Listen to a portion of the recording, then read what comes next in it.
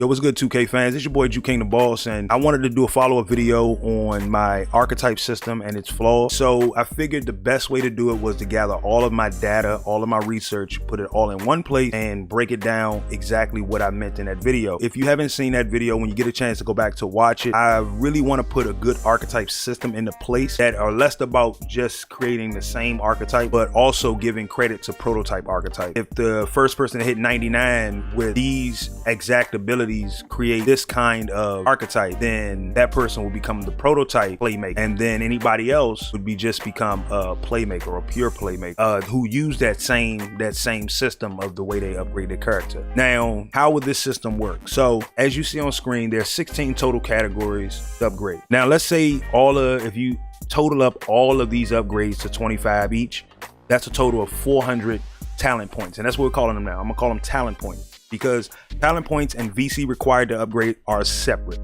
All right, now the maximum number of talent points that a player can obtain would be 296. The reason why, because having a person get the ability to obtain 400 talent points and essentially create the demigods, everybody would have the same position, the same build, the same type, and they would just be looking for the perfect height, weight, wingspan to match. But instead, 296 talent points means that you can effectively increase categories the way you want, add to what you want, and you can always change your game up along the way if you feel that this is the way you want to go now. So let's dive into it. If you start off with 176 talent points, that's the number of talent points that you would start off. Effectively, you would be able to upgrade all of these abilities to 11. So let's say these white bars that represent the max that a cap can go, all of them start at 11. And if you put into play that you choose a primary and secondary skill, or if you choose to play to picking a starting skill tree, all right, and you say you want to start off with playmakers, so effectively all of your abilities would have a max cap. This white line would be at 11, but your playmaking, so like your passing and ball handling, would be at, let's say, 15. Now that doesn't mean that you will design yourself as a playmaker, and so it's a lot to deep dive into it. So effectively, when you want to use all of your talent points, you earn all 296 of your talent points through cap breakers. There'll still be 20 total cap breakers to unlock all of your talent points. So the 176 that you start off with, there'll still be a remainder of 120 to earn. Now, those 120 points you would earn, they wouldn't unlock, unlock a mid-range point, unlock a 3-point, it wouldn't unlock that. Instead, what it will do is it will just give you 5 talent points. If this sounds familiar, think of it like 2K16. 2K16 didn't have, your build can only do this but so much. You had a total number of talent points that you had, and then you spent VC on the upgrade itself. So that's the way I want to start this off. Now, how do we improve that? Well, it's as simple as this. XP is different from cap breaker, my points. So you got my points, which will unlock cap breakers. You have XP, which will unlock the caps of the total level of points that you can spend in this category. So I'll give you a scenario. Let's say, for instance, if you're doing a lot of breaking ankles and getting assists, then during that game, those points that you earn for ankle breakers, dribble drive successes, double moves leading to baskets, those XP points would go to your ball handling. And let's say you need 5,000 XP points to unlock the next level of your ball handling. Doesn't give you that next level, it just unlocks it. The talent point is what you would spend on that level. All right, so hopefully you're with me so far. Now, the reason why I feel that this is a better direction to go, a better way to build, is because if I say I want to start off with a playmaker kind of build, but I ultimately want to be a defender, I want to be a point guard. So you want that better ball handling to start, but you want to be able to boost up your defense along the way. The defensive stats that I get in games. So if I'm getting blocks at the rim, if I'm getting chase down blocks, these things are going to earn me XP toward my blocks. And then the total number of XP add together to go to my cap breaker. So if my cap breaker is 100,000 and I earn 20,000 with blocks, then effectively I can unlock a couple of block points, but at the same time I hit my cap breaker and unlock my next, I think, 6 talent points. So like I said, you got 120 talent points left to earn, and each of those are broken down into maybe 6 talent points per level.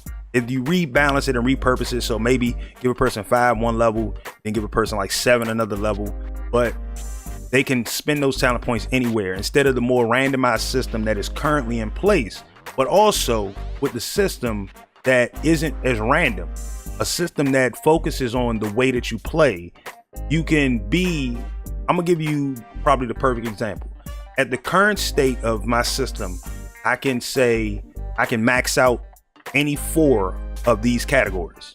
So if I want to max out dunks, mid-range shooting, ball handling, and speed, if I want to max those out, right? Those are my 5. Okay, then I can max those out at 25. Once I max those out at 25, the next highest I can get anything would be 20.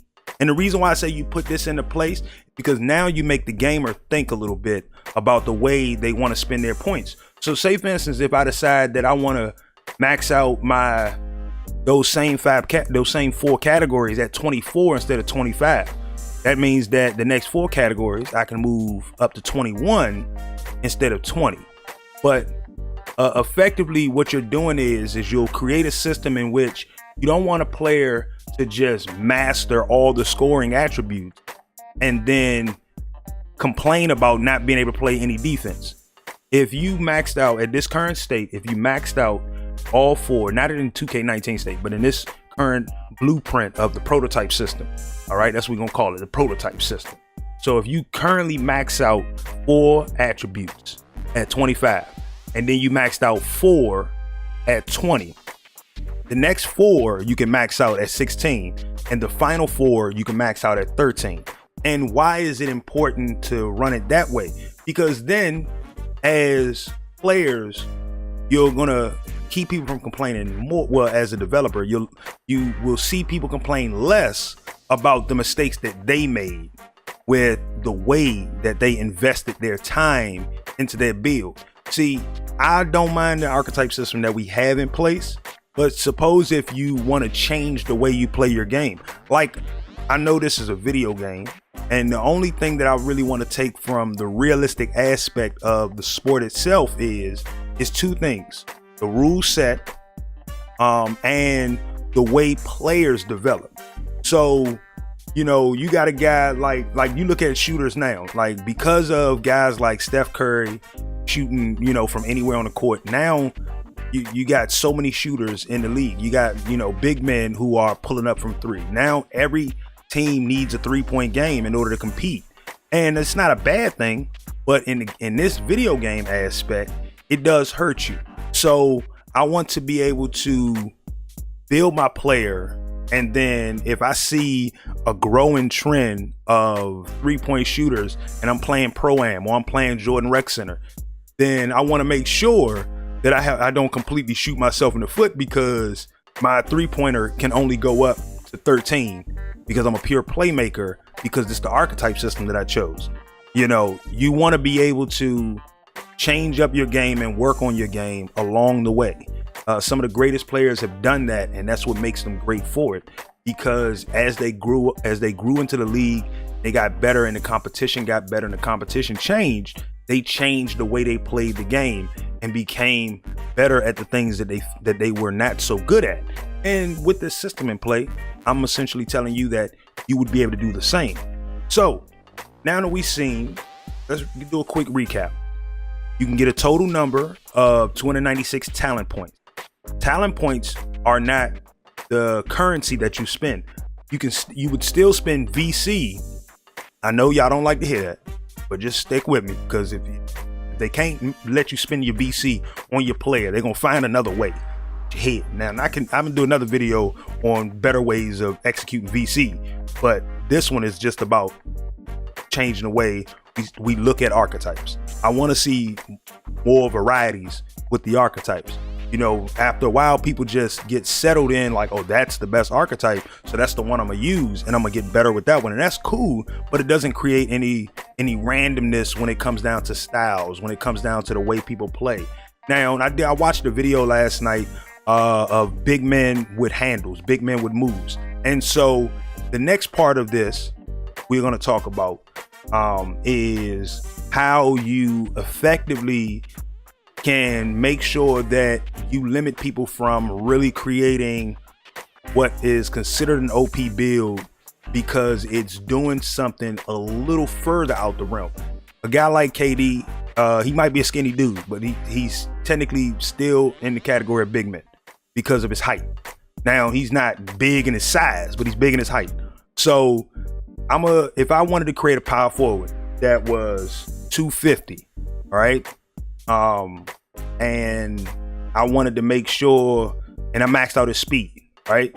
Now, if I max out his speed, I don't think his speed should max out at 99.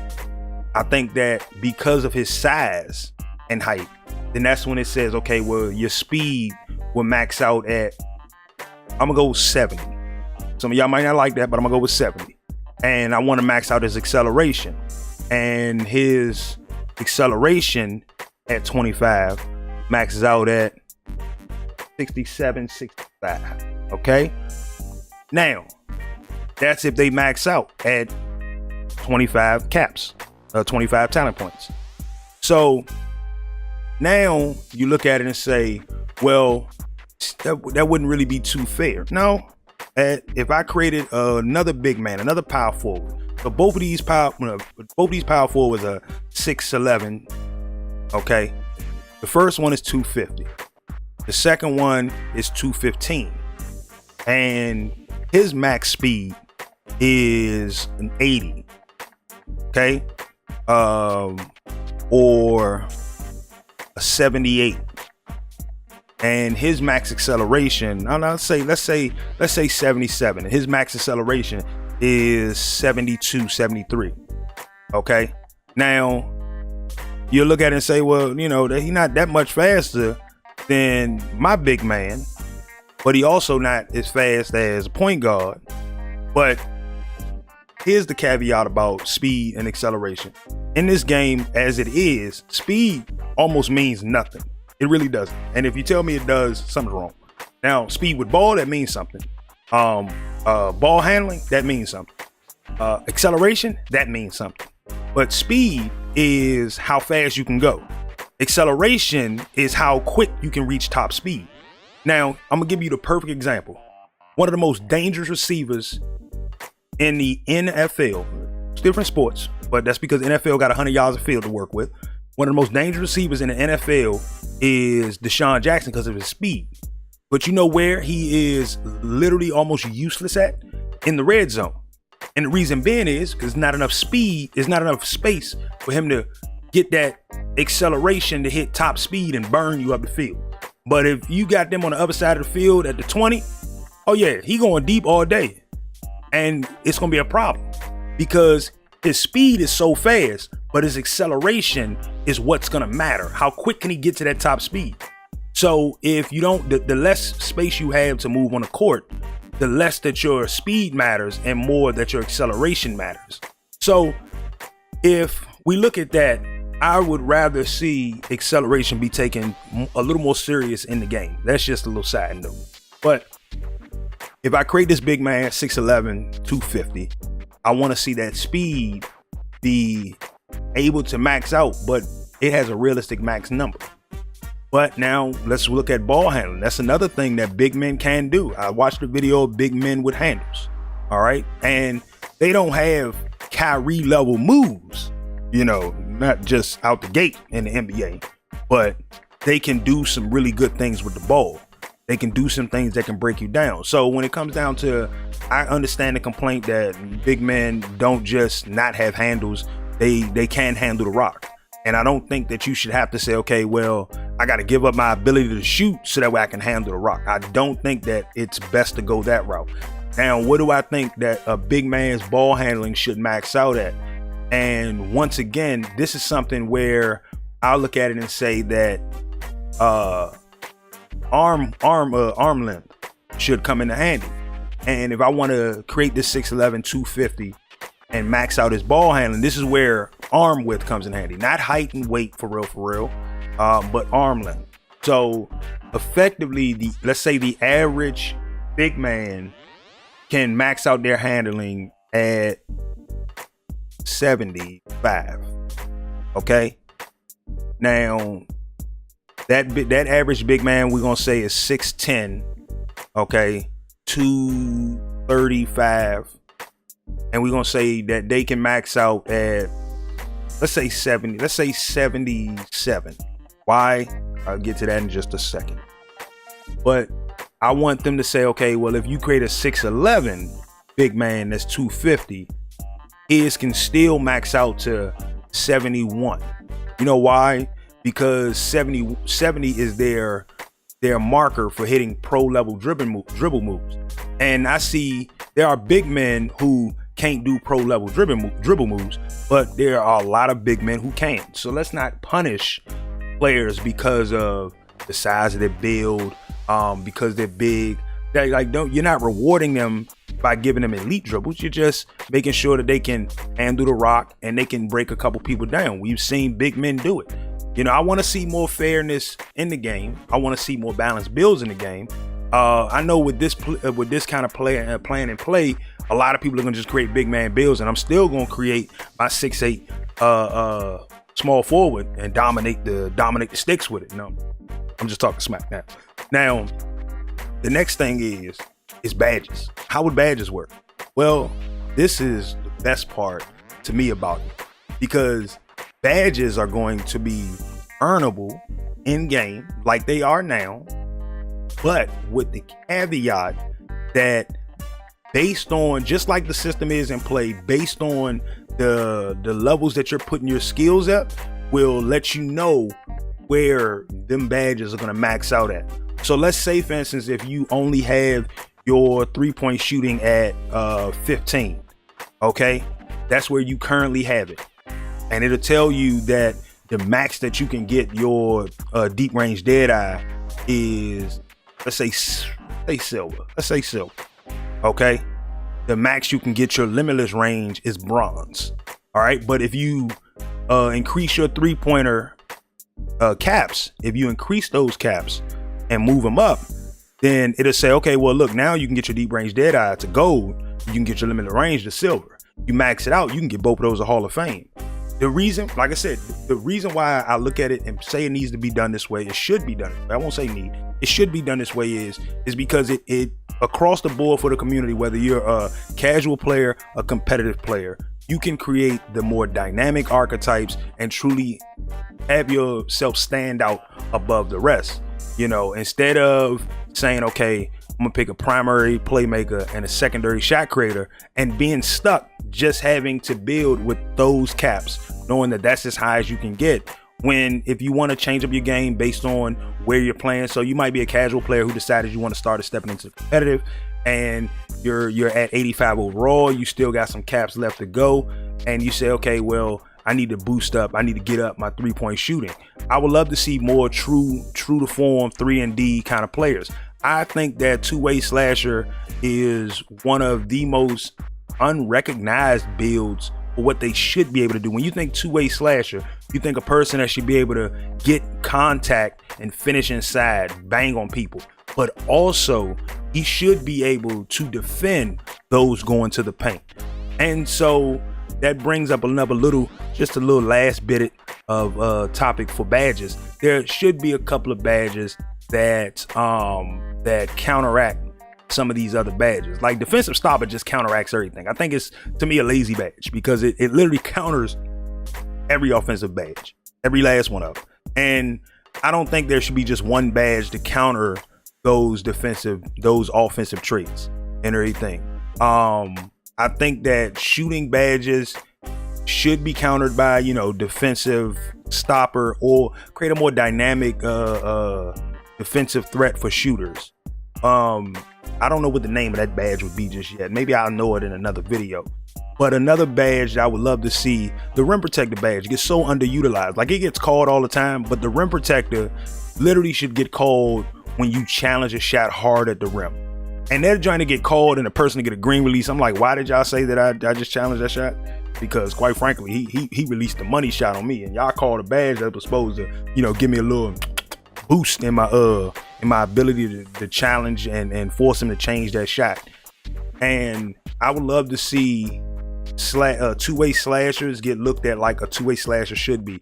The ability to play some stellar defense all around, but they're most effective when finishing inside and defending inside. That's just my opinion on that. So this video was a little longer than expected, but it's, like I said, it was a really big talking point. I really had to put all these notes together. Let me know what you think about it. Whether you agree, disagree, something that you think I left out, or a way that you think I could retweak it.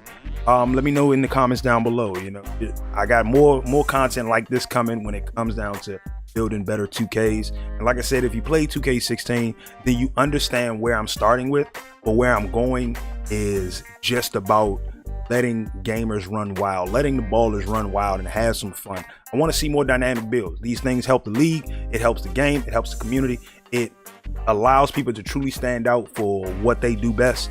And that's the way I would love to see 2K built in the future.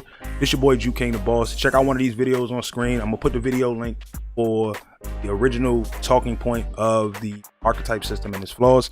And I'm gonna catch y'all guys on the next one. Get It Out the Net is coming back. I'm working on the second episode now. Got some good stuff coming for y'all over the coming days, coming weeks, coming months. Let's get it. Peace.